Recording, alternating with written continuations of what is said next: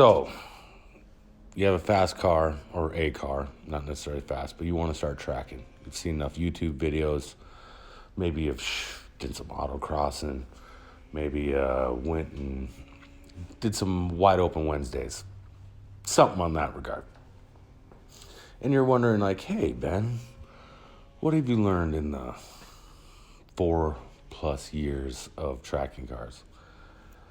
And, well, I thought I would share it. Key things to know. You got to remember, if you're going to do this stuff, this is a very selfish hobby.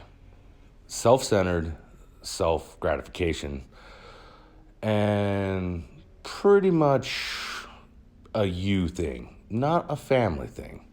So, with that being said, to get into this, and let's say you're on the younger side, you're coming up through life, girlfriend, yeah, I probably wouldn't have one of those. If you have one, hopefully it's not something, she ain't wife material. You plan on replacing her sometime soon. Because it won't work.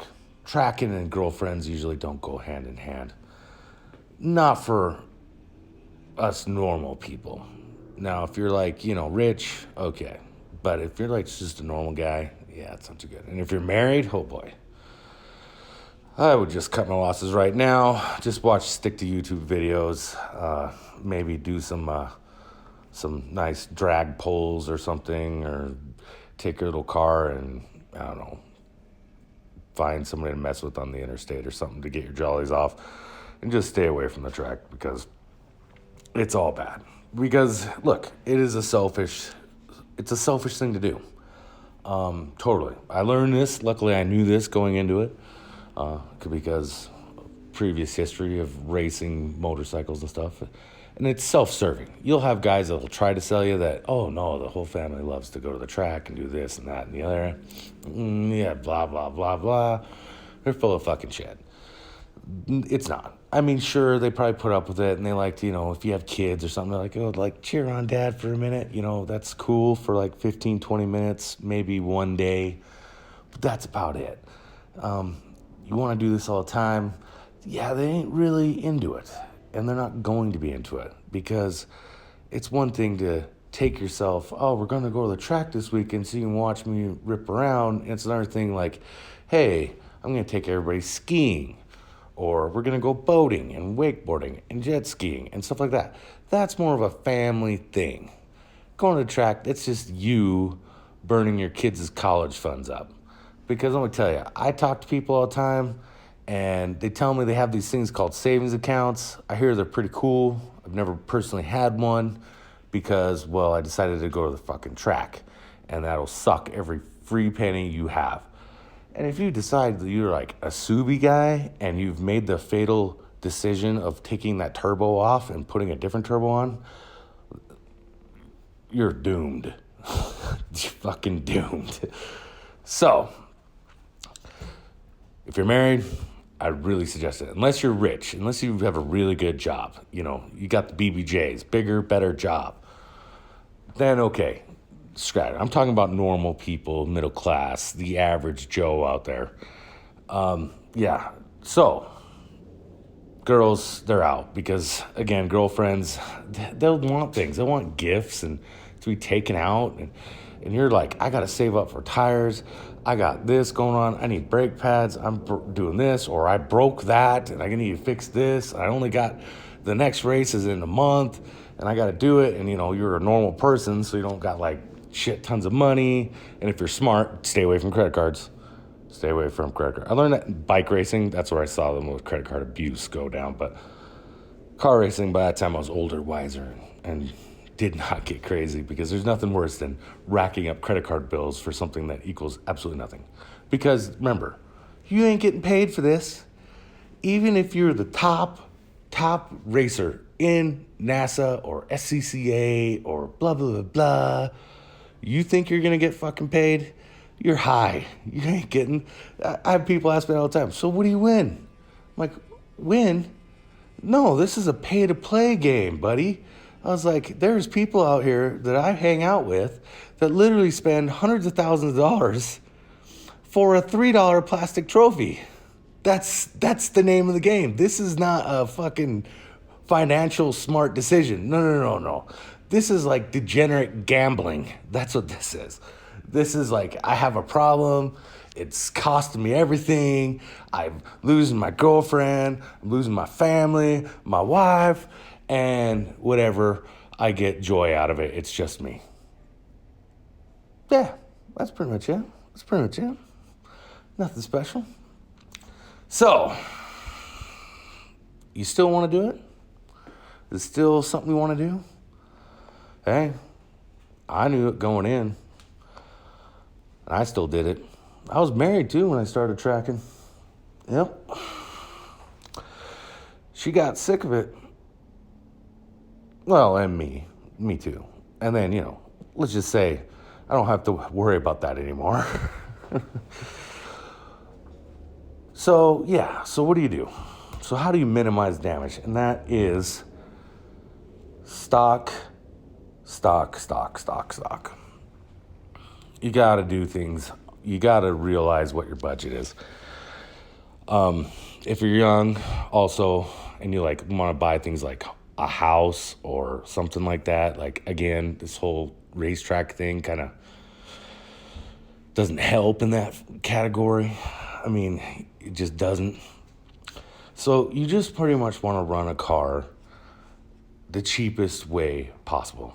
And I know it doesn't sound very rewarding. I know. It's just especially when you're out the track and you're on the straightaway and somebody's just yarding you, and your car maybe has potential that you could, do this, spend that, buy this, do that, and you could probably be right in there or whatever. And it might drive you crazy sometimes. But thing is, you got to know your place. You got to realize that, I'm just a normal guy. I have a normal job. I'm not the employer. I'm the employee. I'm not the CEO. I'm thank God I'm not laid off. So the trick is keep the car simple, stock. I even my car, keep it stock as hell. I don't want nothing to go wrong with it. I don't want to dick with it.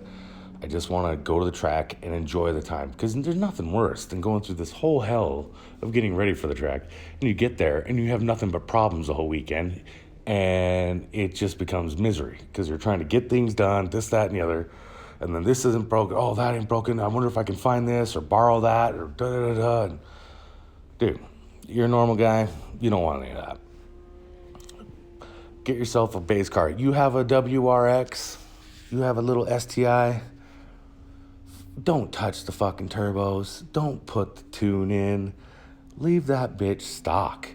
If you're going to invest your money, brake pads, brake fluid, tires, those are the things you need to worry about. That needs to be your expendable items, and gasoline. And then enjoy that. If you this isn't good enough, you should honestly take that car, that street car, and trade it in, because it's still a street car, so you can trade it in, and start with something better that's a little more capable. And if that capability is, you can go up, ZL1 Corvette, or a Camaro, or a 1LE Camaro, or something, and leave it non-touched, and then go bigger. But remember, another thing you got to factor in is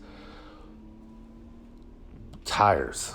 I tell people this is one of my key things, is the wider the tire, the bigger the price tag. That's one of the great things about Miatas, is they're really cheap to keep rolling down the track. Brakes are cheap. Tires are cheap. Why? Because of the rim size and the tire size. There's not a lot of rubber there. The more rubber you put, the more they charge you.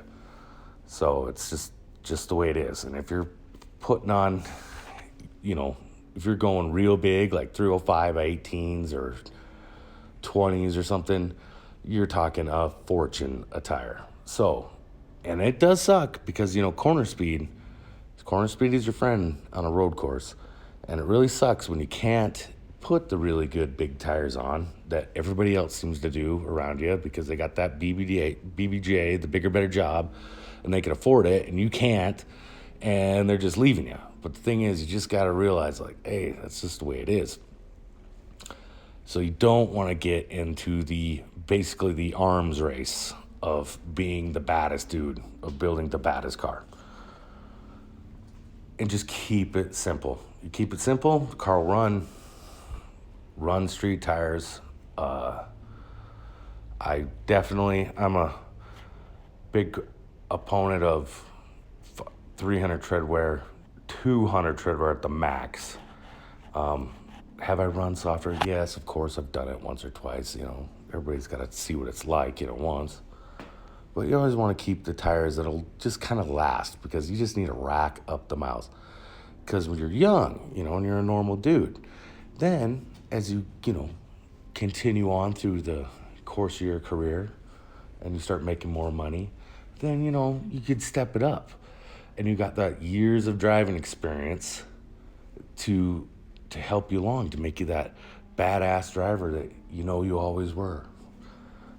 So, yeah, that's my thing. So, tracking.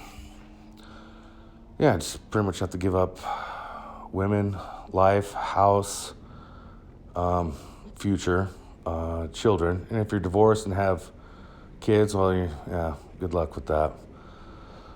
I don't. Thank you, Jesus. And yeah, you got to remember, this is an all-consuming hobby.